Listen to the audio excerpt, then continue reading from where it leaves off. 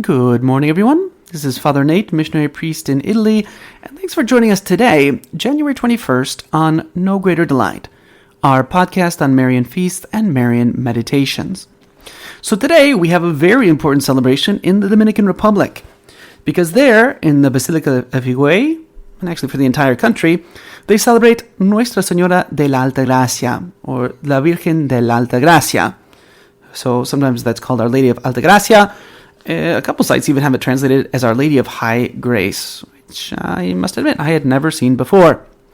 So, what does this recall? Well, in the early 1500s, some Spanish men, Alonso and Antonio de Trexo, built houses near the new town of Salvaleón de Higüey on the island of Hispaniola, which is about 100 miles from Santo Domingo.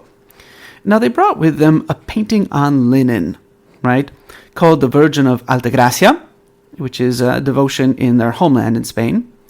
But it's interesting because that is a standing statue of Altagracia in Extremadura. But this image in the Dominican Republic depicts a nativity scene with Mary gazing lovingly at the baby in the foreground and St. Joseph looking on from the background. Nobody knows exactly who painted it. There's different theories about that, but they think it dates from around 1500. Now, the story goes that the brothers donated this painting to the parish church, where its reputation for miracles attracted the attention of the archbishop and cathedral chapter, who had it carried to Santo Domingo in a sealed trunk. But en route, what happened? It disappeared, miraculously reappearing at the same time in the Higüey church, where it stayed. And so, travelers passing through the port of Higüey would stop to ask Our Lady of Altagracia to protect them from pirates, and soon the devotion spread to Puerto Rico. So, very beautiful.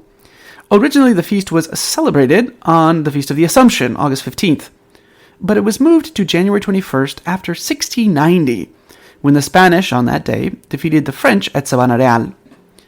On January 21st, 1952, the first stone of the new basilica was laid, the image was canonically crowned on August 15th, 1922, and yet again on January 25th, 1979, by Pope St. John Paul II, who personally presented Our Lady of Altagracia with a golden-plated silver diadem. But that's not all in the world today. Obviously, that's a huge feast for those in the Dominican Republic. We also recall the Notre Dame de la Mission in Paris, France. This is the Daughter of Charity Mother House, which was reopened, and the statue of Our Lady of Missions was returned to the courtyard in 1801. And now we go to Munich in Bavaria, Germany. It's Schmerzhafte Mythe Gottes der Herzhospital, which is my way of saying in German, the sorrowful Mother of God in St. Elizabeth's Hospital. In 1690, the statue's eyes were seen to move. Then we jump down to Asola in Mantova, Lombardy, Italy, where they celebrate the Sorrowful Madonna. There is a feast that they celebrate in order to fill a vow made during the plague. Likewise, we jump down a little bit in Italy, also to Maria Santissima Avvacotella in Badia di Cava, Salerno, Campania, Italy. Mary Most Holy, the Advocate. This statue was crowned in 1981. Likewise, in keeping with the celebration of Our Lady of Altagracia, in Quior, Lara, Venezuela, the painting of Our Lady of Altagracia processes, and they make a beautiful sort of carpet of flower petals as the procession goes from the shrine to the church. And then lastly, we're also told that they celebrate Our Lady of Consolation in Rome, which is at the foot of the Capitol. This Madonna began to work miracles in the year 1471. So, those are our celebrations for today, January 21st.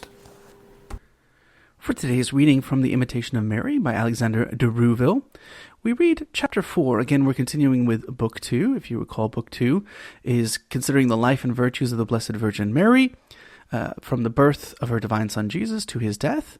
And today we'll read chapter 4, entitled Necessity and Advantages of Meditation. And we begin with a comment from the believer who says, O cave of Bethlehem, let me experience what Mary felt when the shepherds came to adore Jesus in the manger. Or rather, do you yourself, Virgin Mother, show me the thoughts and feelings that were in your heart at that moment.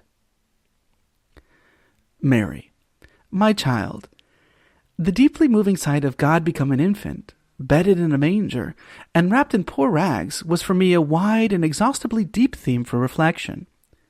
I could never weary of meditating on that great mystery.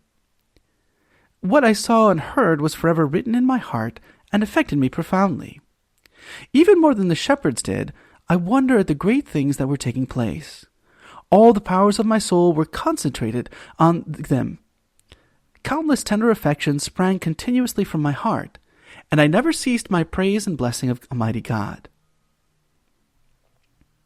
My child, if you want a deeper understanding of the mysteries of faith, you must take them seriously and meditate attentively on them.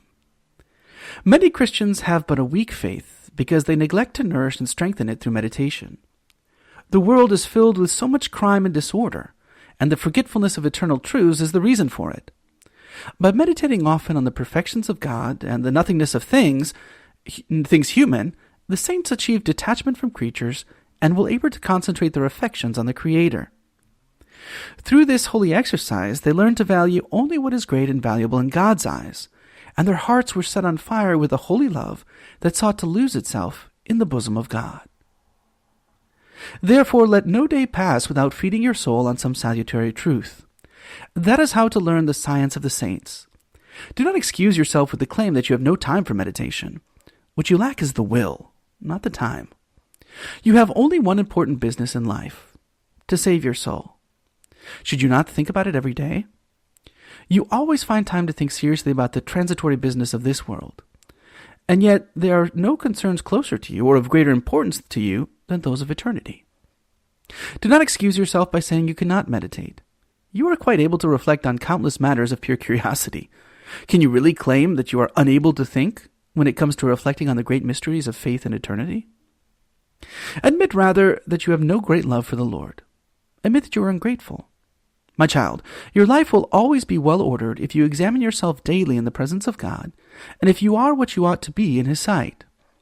Death will surely not take you by surprise if you learn each day how to die well.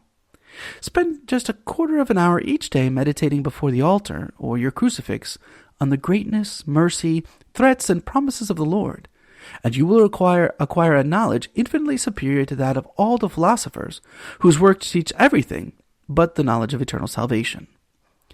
Of what use is it for a man to have stocked his mind with all the knowledge the world regards as practical and worthwhile, if he lacks the knowledge the saints had? The knowledge that made them saints. You do not become virtuous simply by desiring it.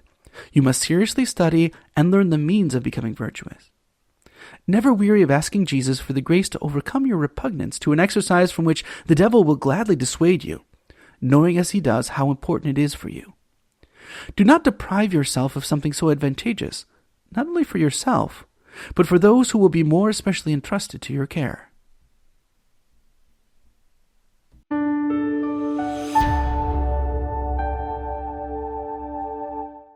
Thank you for listening, and we hope you enjoyed our Marian podcast. As St. John Paul II teaches us, from Mary we learn to love Christ, her Son, the Son of God. Through her intercession, may we grow ever closer to Him. We encourage you to share this with a loved one or friend and help spread our devotion to Mary. Thank you, and God bless.